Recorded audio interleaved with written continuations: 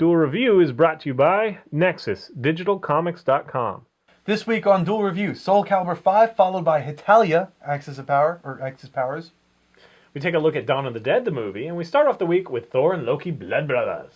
I'm RJ. And I'm Nick. Let's get to it.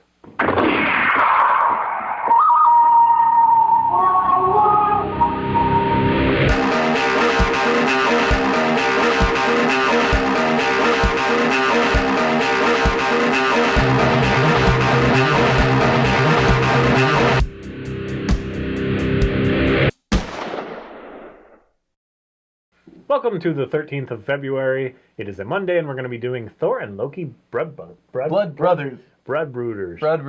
That's right, and that came out. That came out last year, and it's 4 episodes long, and it's a motion comic, but it's more motion than comic. You know, there's no word, there's no written words. You know, their mouths move like they talk like motion comics do, but I guess it's a motion comic done right. Honestly. Yeah, we reviewed the other one. You might want to check that out if you haven't. We reviewed a bunch of Marvel. Like Iron Man, Extremis. There was the X-Men one that I hated. Black Widow, Agent of S.H.I.E.L.D. or whatever. No, that's Spider-Woman. What did I say? Black Widow. Right. Yeah, Spider-Woman. Spider-Woman. Yeah. Yeah. So you say, yeah, I mean, it's definitely got some three-dimensional computer stuff, and it's really kind of clunky. Yeah, I don't think it's it's clunky. We need to start with story. So all right. Okay. Unfortunately, you will have to know a bit about Thor and Loki's past to really understand this. If you know absolutely nothing about Thor and Loki, this is probably not the best place to begin, but it is pretty good. Basically, in an alternate reality, as so many of these Marvel shoot-offs take, Loki has overthrown his father Odin, has Thor locked up in a dungeon, and is contemplating whether or not to kill his brother and, I guess, really reign over Asgard. So that's essentially the premise, and it's just him struggling with that thought. In the meantime, he is being pressured by this woman who, she's more of a spirit, and I can't, because I don't really read the Thor and Loki comics, so I don't really know who she is, but she like takes the dead. You know, she's a stealer of spirits, and she really wants Thor's spirit, so she's like commanding Loki to kill his brother, but he doesn't want to. You know, you said that you need to be familiar with Thor and Loki to really get this, and I agree with the subplot stuff, like that stuff. But I mean, I think all you need to know is that Thor and Loki are, battling for power. One's good, one's evil. Right. But so it's kind of like as old as time. But all the little stuff, Who is this? Who is that? And you do get other cameos in there, not outside of Asgard's walls, but just people that you if you read the comics and you understand. Yeah, like he wants to get rid of the bridge. He wants to destroy the bridge. Right. He wants to get rid of the Rainbow Bridge, so that he is completely safe from it. Any type of attack, any type of overthrowing. Like the ice giants or whatever. The downside is, outside of flashbacks, Thor is chained. He doesn't do anything at all. So until the very.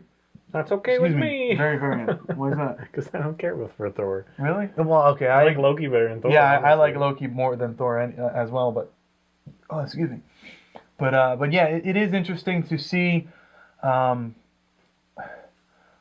To see Loki really struggle with, should he kill his brother, even though his brother was the only person who loved him for who he is. Right. The whole saying where they say, there is no good without evil. There is no, pain without pleasure, or pleasure without pain, and all that sort of stuff. It's what he's like. Is this the way it is?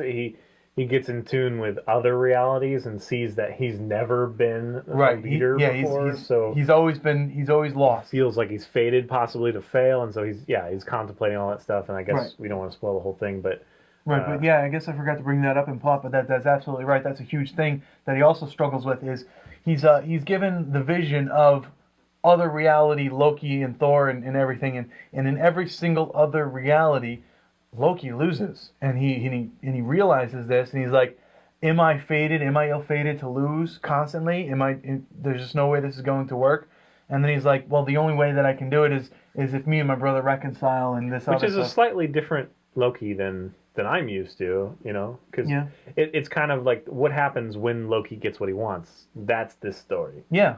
Because before it's just always him balls out, trying. He has a little bit of conflict of killing family, and even though it's not really family, but stuff like that. But yeah, in this one it's what do you do with your power? Yeah. Because he spends a lot of time on his throne, like just like leave me alone, It's interesting. Yeah. Yeah.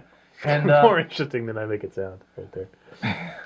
actually, I think this is a great motion It's comic. one of the better ones. Yeah, I think it's the best one I've seen.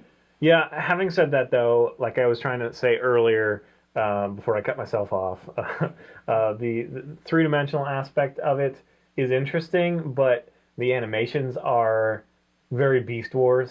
I know you love Beast Wars, but it's so awkward, and it's like when he steps, instead of like it feeling like weight, it's like up and sliding into place, up and you know what I mean? It's just off. It's not. The animation needed to be better to make this like 5-star. Yeah, but it's still the best one. Yeah, but how do you? I mean, because at a certain point, it stops being a motion comic and becomes an animation. Yeah, but I know how they do it. I do similar things. Right. All it really is 3-dimensional, and then you cell shade it, make it look like it's a comic. So it's already 3-dimensional anyway. You just need to have somebody who knows how to animate these things a little better. But saying that, it is the first one that has full transitions. Like, otherwise, the motion comics are kind of like I'd have my arm extended as a character, and then they'd like Photoshop it to like move like this. Whereas this is actually, you see the shoulders move and everything moves. So it's interesting. It's a little rough too. It's a little waxy and. There's not enough detail and shading and stuff. Well, I think that's what they were trying. They were going for. I mean, I think that worked. The way that they painted it, with the brush strokes kind of in there, it just kind of it made it okay for them to screw up a little bit because the strength I'm just interested why they do this. Why are they doing it this? Why don't they just do an animation? Is it much quicker? Yeah, is it much cheaper? That's the other question that I want to know. Or just a comic? I mean, either one. When does a motion comic become an animation and vice versa?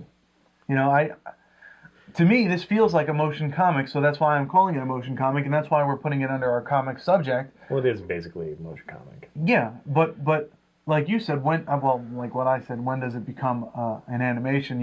Is it adding that heft to the stepping? Is it where does the line draw from really bad animation to really good motion comic? Well, it's definitely a lot less time and a lot less money, I'm sure, a lot less hands to do this rather than, because I think the Marvel Knights team is fairly small. Okay.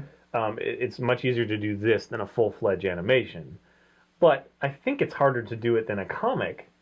So why are they just trying to get a new demographic, people who only watch, Netflix and YouTube type stuff? Possibly. Or are they trying to push the envelope just so that, finally we figure out what's the next, what's new, what's going to happen? I mean, I could be. But I just don't quite understand where it fits in. Like, who's going to watch this? Like, me? Well, okay, but I mean, wouldn't you rather read this in a comic or watch a full animation? Or you like this? Honestly, I mean, maybe it's just me, but I like anything that, with characters that I recognize or characters that I like. So I watched this not because it was, actually I thought it was an animation when I first started watching it on Netflix. There's only 4 episodes. So when I realized that it was a motion comic, and I think now that I've said that, now that I've thought about it, I think I answered my own question, because the backgrounds kind of stay the same. So it's like, so only the characters move, and I think that's what makes it a motion comic. I mean, a motion comic as opposed to an animation is they keep the things that are still. Yeah, I mean, that's all you do is put a background image and then have your whatever.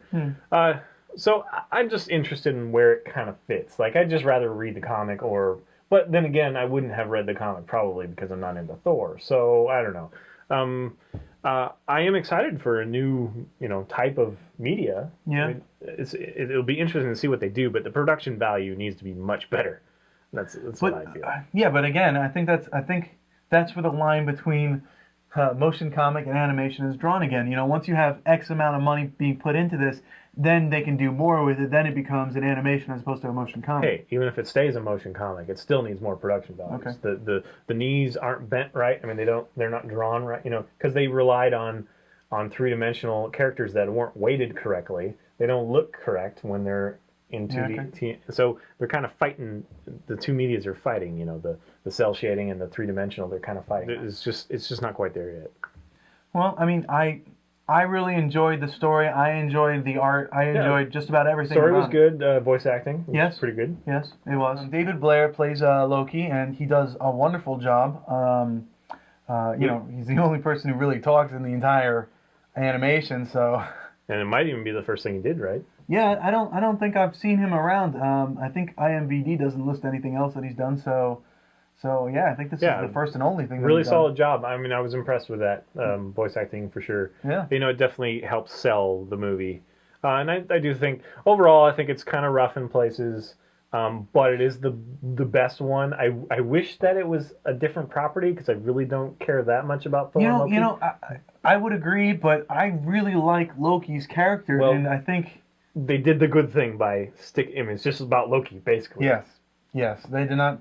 They didn't put too much of anyone else except for Loki, and I think that's where the story was really at. And I think it really did a wonderful job. Again, you can find it on Netflix. It's 4 episodes long, and it's all just really great. I mean, it's slow, but it's like lethargic almost, I guess. Well, it's gripping enough. Yeah. Well, I mean, lethargic, I guess. I mean, you know, whatever. I'm talking more about the tone. You know, it's not like there's some action sequences, but it's kind of it's after the battle. Yeah, it's just him kind of figuring out what to do with his power and you know if it's going to last and whatever. Yeah, it's very gripping, I think, and I think well worth the watch. I don't know if they plan on I don't know if they have like a CD that you can buy, but I think. I'm sure they do. Yeah, they sell everything. Okay, well I think it was worth it, especially if they do like a compendium of all the Marvel. Motion comics. It'll be interesting to see what they do next because you know obviously they still have Spider-Man and you know Captain America. You know some of the big ones they haven't done yet. Well, I think there are motion comics about them, but yeah, I don't think any newer ones. I think so. I'm pretty sure, but I'm talking about like old school motion comics where it's a still frame, you know, action sequence, you know, like okay. Well, I'm talking about drawn the and then new, the thing just slides brand. in. That's what I'm talking about. So that's what we think of Thor and Loki, Blood Brothers. Check it out. Follow us on Facebook. Subscribe on YouTube. Tell us what you think. If you're going to Emerald City Comic Con, please let me know. I just really want to know. And comments, people. Yes, comments. We need comments. Good, bad, ugly. All right. Thanks, guys. Bye. See you later. Oh. Yes. I'm in the lead again. Hee hee. That's pretty cool that we tied on an even number. Did we? 160. 80 to you, 80 to me. That's pretty awesome. I hope we do that again on 200. Or maybe I'll be like 100 away, or, you know, ahead somehow, magically. Woo. Did you get that one? What? Where I was like, ultimately I have control, and then it changed to like 1,000. And... Oh, yeah. But ultimately, yeah. Coming up, it's Soul Calibur 5. We take a look at Dawn of the Dead, the movie, and we start off the week with Thor and Loki Blood Brothers. I'm RJ. And I'm Nick. Let's get to it. Blood Brothers. Blood Brothers. Blood Brothers. Blah, blah, blah. Thor and Loki Blood Brothers. I'm big and fat. Let's get to it. You're big and fat? Blood Brothers. Thor and Loki Blood Brothers. You are very red. Like I'm your hot. cheeks. I'm very hot. Yep. That's me. Alright. This week on Duel Review. Shit. I'm Tracer 2. I feel like we've reviewed shit before. Have we? Yeah. It's like, on today's Duel Review. Shit. Shit. Okay. It's a necessary part of life. On this week. So, and bye. that's it. Thank you. Boom! Crap. We're Boom! idiots. Boom! We forgot to put our guns down. Boom! Boom! Boom! Boom! Boom! Boom! I got like 6 of them now. That's not fair. That's not fair. Give me my gun. Give me my gun. That's not fair. That's not fair. You got 12 seconds. Give me my gun. Thank you. Oh yeah, that doesn't count.